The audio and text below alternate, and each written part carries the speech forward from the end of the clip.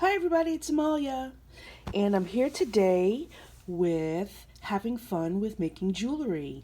This is a Deb Hoax Crafty Cottage monthly collaboration, and this is my first project for January 2020. So the first thing is to show you some of the tools that I have, and I'm going to talk about tools and supplies, as well as show you a couple of the pieces that I've made, and I'm going to show you how to make one piece. So excuse me for sniffling. It's morning time, and this is what I sound like in the morning. So some of the supplies, some of the tools that you need. I have a range of tools here. When I try a brand new craft, I'm usually like, I'll just, stick my toe in it, see what it's like. I'm not serious. I'm just dabbling. Sorry, there was some fuzz floating in the air. And I do things on the cheap. The first set of supplies that I bought were like at Michael's, and they weren't these. I think someone either gave these to me or I bought them somewhere else. But they were these kind of tools, and they were miniature size. They were like maybe about this size, and I remember the handles were in pink, and I probably used them a couple of times, and then once I got these, I got rid of those real quick, because it's okay to dabble. It's okay to be frugal and to want to do things on the cheap, just in case you're not sure you're really all that into it or good at it, or whatever your reasons are. But really, I think sometimes, I like doing creative things. I like being creative. I like learning. Sometimes you should definitely, if you already have a bent for something, you already have a leaning towards something, go for the good stuff. That's all I'm going to say about that. So I have different types of supplies. A lot of these were given to me. Many of them I bought. Beaded is a well-known name in the industry. So these work pretty well. You're gonna need things like needle nose pliers. These are both needle nose pliers. And needle nose pliers, and I'm sorry if you can't see them. Well, let me stand up and see if you can see them. Needle nose pliers are going to be basically pliers with rounded, thin kind of noses, right? These are sort of cone shaped, but they're pretty thin. And these are used for things like making eye pins or for twisting pins, basically. This is a crimper, and this may be something that you can not the first thing that you need, but as you get better, you might need a crimper. And this is I think a wire cutter. It's been that long since I've used them. This is a wire cutter for memory wire. And the only reason I remember the word memory wire is because I just read it last night. I was reading some of my books and tools and stuff. This is tweezers with a little scoop on the end for those tiny little seed beads. This is also a crimper. Why I have two. These are wire cutters, and they're for finer wires that aren't as tough as memory wire. And these are also regular fine wire cutters, which are messed up. They need to be sharpened or replaced. So that's just an example. In addition to the needle nose pliers, right, which is this style right here, you're going to need these, I guess, flat nose pliers as well. These are helpful for gripping, and if the pliers are smooth and not serrated, that's a good thing, because it won't mess up your wires as you're bending and crimping and grabbing things. And I also have this, which is another type of plier, and I can't remember the name of it at the moment, so we're moving on.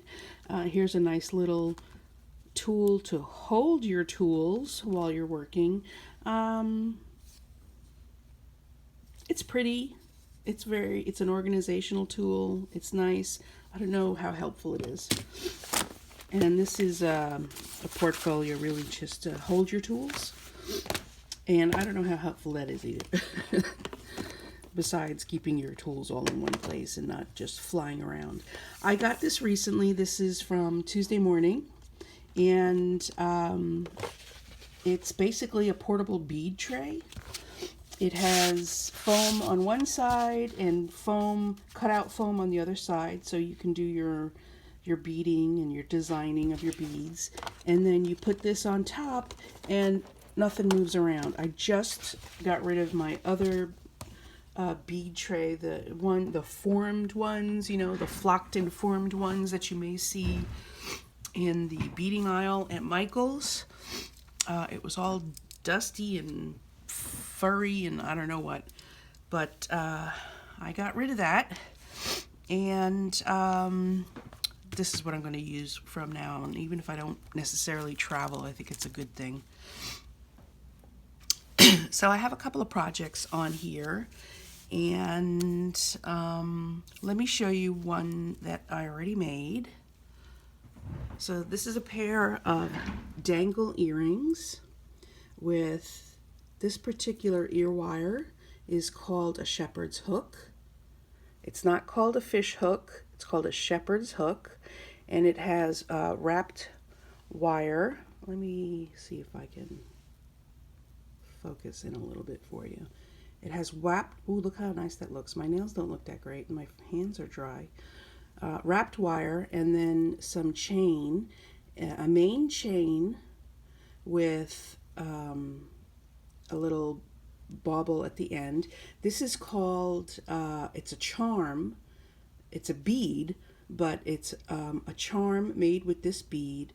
And I got it because it looks like an eye.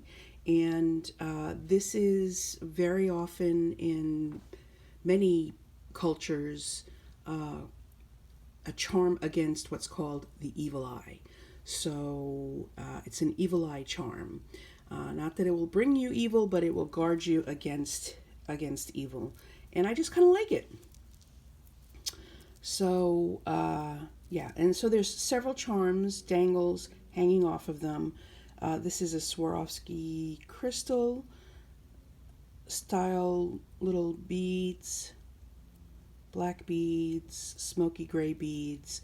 And this is chain. This is simple chain that you can get at any bead store, craft store. You'll find it in the beading aisle, and I just cut up and broke up pieces of chain to the length that I needed. I counted how many links I needed, and I cut 2 pieces to those lengths, and then I added my charms at various points. And so I made a set of evil eye dangle earrings. Okay. And the theme this month, or one of the themes Deb wanted us to keep to, was red. So that's why I chose this red evil eye bead. And I'd like to show you how to make a set of earrings. So bear with me, be patient. Let me show you some of the things that we're going to need. You're going to need, I believe these are called eye pins. These are in a rose gold or a copper color. Yeah, okay. So these are called eye pins. So I'm going to have to stand up and sit down. These are a copper or a rose gold color. These are called eye pins because there's a loop at one end of the pins, and it's just a pin that's made to get you started with making charms, okay? And then this is called a head pin. The head pins come in a variety of styles. This is just a flat end head pin, and some of them sometimes come with a little ball at the bottom. Some of them come with 3 balls at the bottom, designed. These are just the very easy, simple ones that they carry at Michael's. What we're also going to need is some earring findings. Findings are basically the parts that make up the jewelry. Okay, dropping things and losing them already. Here it goes. Here we have the shepherd's hook. Again, I'm going to use a copper colored. Is this going to focus? Copper colored findings to go with the other pieces that I need. And I have some Swarovski crystals here that I'm also going to add. These are silver shepherd's hook earrings. And that's pretty much all we're going to use, plus a couple of my supplies. Okay? It's not focusing there. I can't tell if it's focusing. Put your glasses on. Okay, it's focusing here. Okay, so what I'm going to do... Oh, it is focused. I wasn't focused. Oh my God, it's 11 minutes long already. Okay, super simple. I have the start right here. You're basically going to feed your beads in whatever fashion that you like onto your head pin, okay? And, you know, whatever way you like to. Put your glasses back on. And, you know, most beads will have the holes ready for you. These are kind of mother of pearl heart-shaped thingies. And then just however you like them. You can use your beading mat to line up your beads to first decide, or you can just thread them on your head pin, just like I have here. Okay, so this is almost ready. I have some that I made already. Now, here's the challenging part. I've fed this through and I don't have very much space there left to make my my loop, which is basically going to get looped onto this to make onto my shepherd's hook to make the earring. So I would recommend if you're doing this for the first time that you work with a little bit more space on your head pin, that you have a little bit more space available for you on your head pin than this. This is about 1/4 of an inch, let's say, just because it's easier to manipulate. I haven't done this in a while, so I may be tempting fate myself by trying this. I did practice a little bit last night, not gonna lie, but you know. So to make a loop, and to make a loop, I'm going to stand up to make sure you can see this. You know what, maybe I should lean against here so I don't shake that much. And I'm going to try, I don't think I can, no I can't. Okay, so here's there. I'm going to lean up against the foam so I don't shake so much. And I'm going to push it down as far as I can towards the head pin. What you basically want to do is you want to grab the head pin just above your last bead, and you're going to bend it at about 1/4 of an inch, okay, at a right angle, okay? Hopefully you can see that okay. And then you're going to take your needle nose pliers, and what you want to do is grab at about, again, about maybe 1/8 of an inch, 1/4 of an inch from the edge of the pliers, like right there. Grab the end of the wire. If you have excess, right, so I said for beginners to leave room. If you have excess, this is where you would cut off the excess, okay? But you're going to grab the end of the wire, and notice how I have my hand. I've got my palm wrapped around the ends of the tool, and the palm is facing towards me. What I'm going to do while I have the end of the head pin grabbed is I'm going to hold on to it, twist toward me all the way as far as I can go, and now I have the beginning of my loop done, okay? It's very important to do it that way because you're going to get the better shape on your loop. It's going to be almost a perfectly round loop, just like this is. You see how nice and rounded that is? That's what we want. We want a professional looking one. So once you've grabbed your loop and you've twisted it all the way you can go that way, right? You're going to let go, grab it again in the same position that you had before, right? At the same place. A good thing to do would be to grab a Sharpie marker and mark this at that point to help you, and I'll do that as an example. As soon as I find my Sharpie, and I can't find my, oh, here's my Sharpie. Okay. So take your needle nose plier and mark it so that you can easily see where you want where you want to grab the wire. So hopefully you can see that. All right, and you'll mark it all the way around, not like I did, just partially. And so again, you're going to grab the wire, the end of the wire, and holding the tool the same way with the palm facing you, finish closing up that wire by twisting all the way around. Okay, and there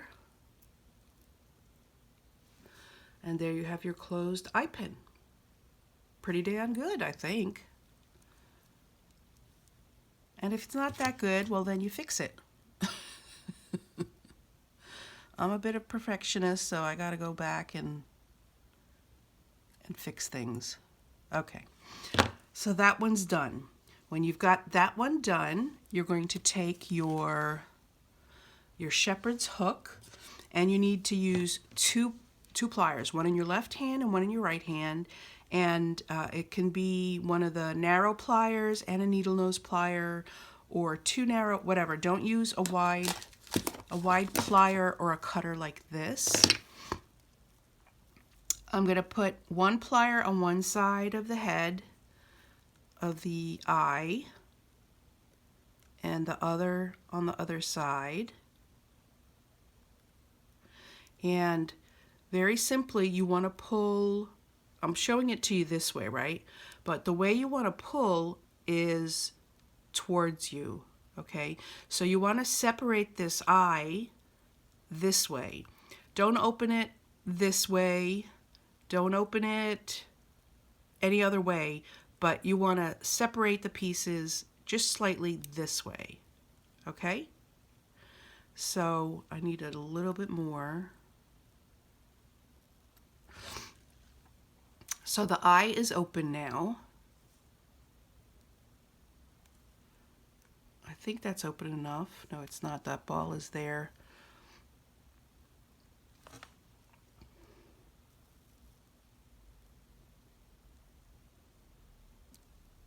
Okay. So you want to open it up enough so that this part is open. And again, you're opening the wire this way. Don't open it this way. You're opening it this way so that you can maintain that shape when you return it back to where it needs to go. You're going to take your eye loop here, thread it into here, Then take your pliers again and close the loop, and you're going to close it the way you opened it. Sorry, I'm doing this at a distance so that you guys in the camera can see, as opposed to having it like right in front of my face. Okay, and you can manipulate it a couple of times, like going back and forth until it's like perfectly closed. But anyway, that's it. There you have a lovely pair of dangle earrings. This is just done with a head pin, and you've threaded some beads onto your head pin. You've closed the loop. The head pin is called a head pin because the head of the pin basically prevents the bead from going through, right? So you've got a lovely pair of earrings. Let me do this last one right here for you again without color commentary. And just you watch me do what I'm doing. Just gonna, I'm sorry, I have to talk while I do this. Bend the pin at about a right angle. So that's where it's bent. Right there. Then you're gonna grab it. If you have more than 1/4 of an inch, you want to trim it with a wire cutter. Then you're going to grab it at where you marked your tool, so it's easy to remember. And holding your wrist like this, you're going to twist towards you as far as you can go. Okay? So I've twisted towards me as far as I can go. I'm going to let go. I'm going to grab it again at the tip, and I'm going to finish turning and twisting and making that closure. Pretty damn good, but I got to make it better. There we go. So there we go. We have our loop. Now we're going to grab our earring finding. I'm going to grab the loop on one end with one pair of pliers in one hand. In the other hand, I have another pair of pliers and I'm trying to grab hold. I got it. Then I'm going to pull sideways, let's say. Okay, just to open that up. Now I've got it open. I'm going to add my dangle there. I'm going to grab the end again. Are you guys even seeing this? I don't. I'm probably off camera the whole time. And then close it back up. And there we go. We have a lovely pair of earrings. I hope that was helpful. I hope I was in camera, and I hope you enjoyed this video. Take a look at some of the other crafty jewelry makers in the description below. And thanks so much, everybody. Please click like, subscribe, leave a comment below. Thanks, bye.